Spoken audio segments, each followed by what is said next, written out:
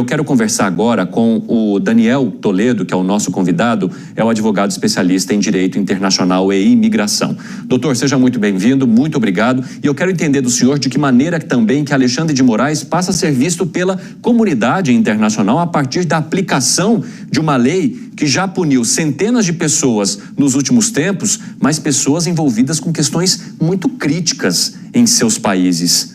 Boa noite. Boa noite, Evandro. É um prazer imenso estar aqui com vocês de novo. Vamos lá. Primeiro, nós precisamos entender, no cenário global, o papel dos Estados Unidos e a influência dos Estados Unidos, principalmente na Europa. Nós temos aí, vamos voltar um pouquinho no tempo, vamos lembrar o que aconteceu com os oligarcas russos, com as pessoas ligadas aos oligarcas russos e também até aquele corredor do Nikita Mazepin, que corria na Fórmula 1 e que foi demitido imediatamente após algumas sanções colocadas contra a Rússia e os apoiadores do Vladimir Putin. Eu imagino que, na sequência, é mais ou menos isso que deve acontecer com Alexandre de Moraes e os próximos sancionados pela Lei Magnitsky, apesar de eu não concordar que a Lei Magnitsky ela tenha sido criada para esse tipo de situação. Mas ela pode ter sido, sim, interpretada para esse tipo de situação e por isso que ela foi aplicada ao Alexandre de Moraes. Eu acredito que os próximos desdobramentos serão mais ou menos parecidos com o que aconteceu com os oligarcas russos ligados ao Vladimir Putin na época da invasão da Ucrânia e muitas outras consequências vão aparecer, não só dos Estados Unidos, mas também outros países, principalmente da União Europeia, que eventualmente resolverem abraçar essa situação. E lembrando que nós recebemos hoje, há 2 horas atrás, nós tivemos uma manifestação, não só da Alemanha, como também da França e Espanha, nesse sentido, dizendo que, havendo qualquer indício de corrupção, excesso de poder ou abuso dentro das atribuições, eles também poderiam colocar sanções. Eu imagino que ela deve se estender também a outros países. Doutor, uma questão que me chamou a atenção é o fato também dele ser colocado numa lista daqueles que significam risco à segurança nacional nos Estados Unidos. A atuação do ministro, de alguma forma, ofereceu risco nos julgamentos em relação às empresas, a impedir que perfis publicassem em plataformas que são administradas por sócios ou empresas americanas. Em algum momento ele ofereceu esse risco que o país menciona para a aplicação dessa lei?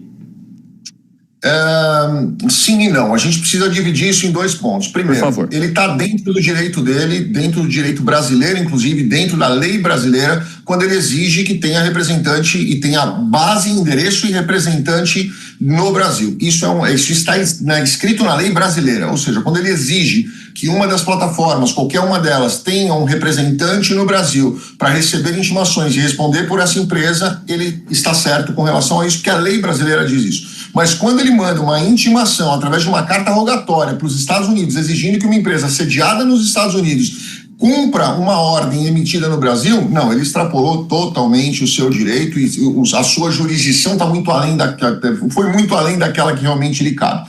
Então, sem dúvida nenhuma, houve sim violação da lei internacional, ele extrapolou o seu poder quando ele mandou uma rogatória para ser cumprida nos Estados Unidos por uma ordem que se referia à legislação brasileira, onde a jurisdição dele está admitida e onde ele poderia efetivamente exercer o cargo dele e o direito dele. Além disso, é abuso sem dúvida nenhuma e sim, cabe a Magnitsky nesse caso e caberiam também até outras sanções que eu acredito que devem estar a caminho. E doutor, essas sanções em relação às questões financeiras, ao uso de redes sociais, isso tudo desidrata, digamos assim, a vida de uma pessoa que é punida pela Lei Magnitsky? Isso pode acontecer de maneira intensa com o ministro Alexandre de Moraes na prática?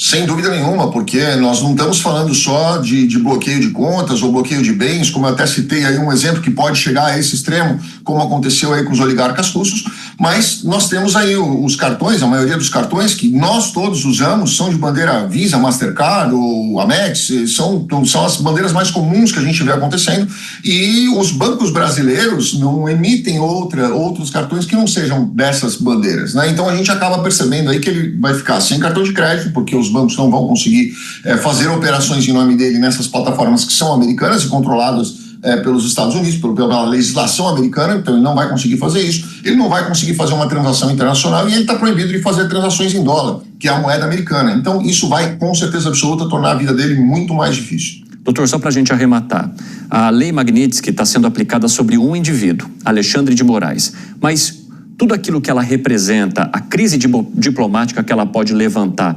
prejudicaria também outros brasileiros que queiram entrar nos Estados Unidos ou em eventos esportivos, ou enfim, a participação de brasileiros nos Estados Unidos e que dependeriam de visto para isso?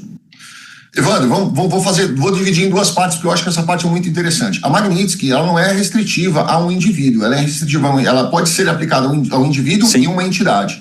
Eu entendo que uma entidade, muitas pessoas me perguntaram hoje, poxa, mas podemos aplicar sobre o Supremo como um todo?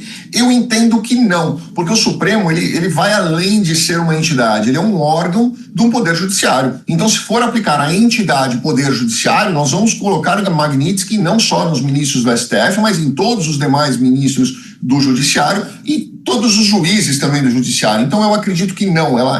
Eu entendo que a Magnitsky ela tem que ser muito pontual contra a pessoa que fizer algo contra os direitos humanos, ou exercício irregular de poder, aí, ou abusos de poderes, enfim. Eu acredito que ela é muito mais pessoal do que através de uma organização ou de uma entidade. Respondendo a sua pergunta, desculpa, me retorna... Sobre imigração, se isso pode em algum momento influenciar na imigração. Verdade. Eu acredito que não, e hoje nós tivemos a maior confirmação disso, né? Nós tivemos aí diversos produtos que não entraram na lista, né? Que são importantes para o Brasil, como carne bovina, principalmente por causa da JBS, que é uma potência aqui nos Estados Unidos e tem diversos representantes aqui, inclusive o próprio filho do Joesley Batista, se não me engano, ele está aqui, ele mora aqui, ele administra aqui, e ele vem fazendo uma pressão muito forte no Congresso para que não entre nessa tarifação. Nós tivemos o café, que é fundamental para os Estados Unidos e está, inclusive, sendo negociado agora aqui para que se exclua também o café, e os pescados, que têm feito uma grande pressão em cima do governo brasileiro. Mas nós tivemos aqui os principais produtos exportados para os Estados Unidos que foram liberados, que é minério de ferro, petróleo bruto, principalmente, que os Estados Unidos compra do Brasil. Nós tivemos plásticos, o suco de laranja que nós tivemos aí na semana passada, muitos representantes desse setor aqui nos Estados Unidos tentando negociar, os aviões por causa da Embraer, que sem dúvida nenhuma é um grande receita para o Brasil, e a celulose no Rio Grande do Sul, que muitas pessoas tinham questionado. Então isso foi uma demonstração de que os Estados Unidos não estão contra os brasileiros, eles estão contra alguns pontos específicos que precisam ser ajustados aí. Doutor, muito obrigado pela contribuição aqui conosco. Até a próxima.